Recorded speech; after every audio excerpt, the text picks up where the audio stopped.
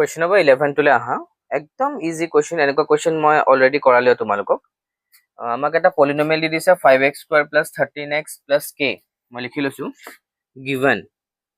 পলিনমিয়েলটো লিখি ল'বা প্ৰথমতে মানে দিয়া আছে fx = 5x² + 13x + k এইটো পলিনমিয়েল আমাক দি দিছে আচ্ছা ইয়াৰ পৰা মই a কিমান হ'ব 5 হ'ব b ৰ ভ্যালু 13 আৰু c ৰ ভ্যালু হ'ব আমাৰ k এইখিনি তোমালোকে জানা বহুত বাৰ কৰোৱা হৈছে এতিয়া আমাক কৈছে যে এটা শূন্য আনটোৰ প্ৰতিক্ৰম এটা 0 আনটোৰ ৰেচিপ্ৰকেল মানে এটা যদি মই আলফা লওঁ ৰেচিপ্ৰকেল হলে এইটো কিমান ল'ব লাগিব বুলি কৈছিলো 1/α আগৰ কোৱেশ্চনটোৰ নিচিনাই হয় let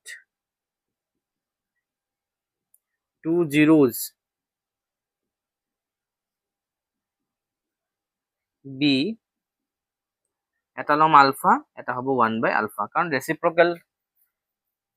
টু আদাৰ বুলি কৈ দিছে নহয় ধৰা হল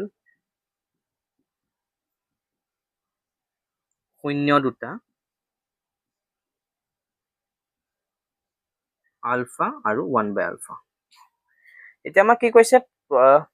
কেটো উলিয়াব লাগে ন আচ্ছা প্ৰডাক্টৰ ফৰ্মুলাটো এপ্লাই কৰি দিয়া product of the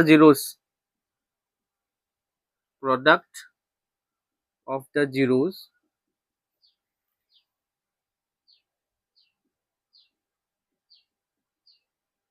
কিমান আছিলে 1/c/a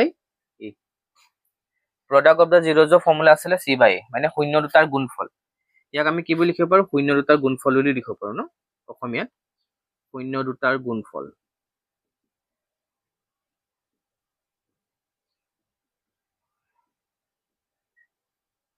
শূন্য কি কি আছিলে আলফা ইনটু 1/α দুটা 0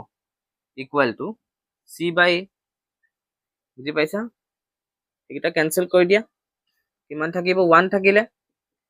c মানে কিমান আছিলে আমাৰ ওচৰত k